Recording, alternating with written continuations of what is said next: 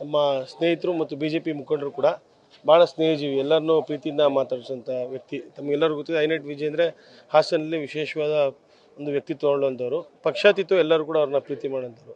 ಇದೆಲ್ಲ ಆಡುವಾಗಲೇ ದುಷ್ಕರ್ಮಿಗಳು ಬಂದು ಅವ್ರನ್ನ ಅಂಗಡಿ ಮೇಲೆ ಮತ್ತು ಇದು ನಾವೆಲ್ಲ ವಿಡಿಯೋ ಚಿತ್ರಗಳನ್ನ ಕೂಡ ನೋಡಿದ್ರಿ. ಹಾಗಾಗಿ ಭಾಳಷ್ಟು ನನ್ನ ಒಂದು ವಿಧಾನಸಭಾ ಕ್ಷೇತ್ರದಲ್ಲಿ ನಮ್ಮ ತಂದೆ ಕೂಡ 20 ವರ್ಷ ಸತತವಾಗಿ 4 ಬಾರಿ ಶಾಸಕರಾಗಿದ್ದರು. ಯಾವತ್ತೂ ಕೂಡ ಈ ಥರ ಒಂದು ಘಟನೆನ ನಾವು ಯಾವತ್ತೂ ಕೂಡ ಪ್ರೋತ್ಸಾಹಿಸೋ ಮತ್ತು ಸಹಕಾರನೂ ಕೂಡ ಮಾಡಲ್ಲ.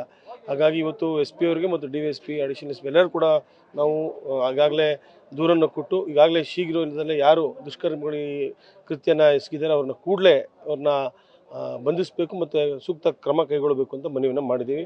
ಈಗಾಗಲೇ ಸನ್ಮಾನ್ಯ HD ದೇವೇಗೌಡರು ಕೂಡ ಬರ್ತಾ ಇದ್ದಾರೆ. ಈಗ ನಮ್ಮ BJP ಮುಖಂಡರಾದಂಥ ನಮ್ಮ ವಿಜಯ್ ಅವ್ರನ್ನ ನೋಡೋಕ್ಕೆ ಅವರು ಕೂಡ ಬರ್ತಾ ಇದ್ದಾರೆ.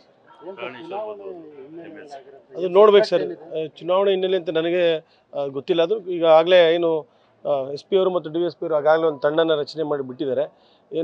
ಎಲ್ಲ ಏನೇನು ಘಟನೆ ಆಗಿದೆ ಅಂತ ಎಲ್ಲ ಅವರು ಇದು ಮಾಡಿ ಹೇಳ್ತಾರೆ. ಆಮೇಲೆ ಅದು ಗೊತ್ತಿಲ್ಲ, ಅದು ನಮಗೆ ಗೊತ್ತಿಲ್ಲ ಸರ್. ಈಗ ಅಂಗಡಿ ಹತ್ರ ಬಂದು ಅವ್ರು ಗಲಾಟೆ ಮಾಡಿದ್ದಾರೆ ಅಂತ ನಾವೆಲ್ಲ ವಿಡಿಯೋ ಇದನ್ನು ಕೂಡ ದೃಶ್ಯವನ್ನು ಕೂಡ ನೋಡಿದ್ವಿ. CC ಕ್ಯಾಮ್ರಾ ದೃಶ್ಯದಲ್ಲಿ ಯಾವುದಕ್ಕೆ ಘಟನೆ ಆಗಿದೆ ಅಂತ ಅವರು ಅರೆಸ್ಟ್ ಮಾಡಾದ್ಮೇಲೆ ಅವರನ್ನು ಒಂದು ವಿಚಾರಣೆ ಮಾಡಾದ್ಮೇಲೆ ಗೊತ್ತಾಗುತ್ತೆ ಅಂತ.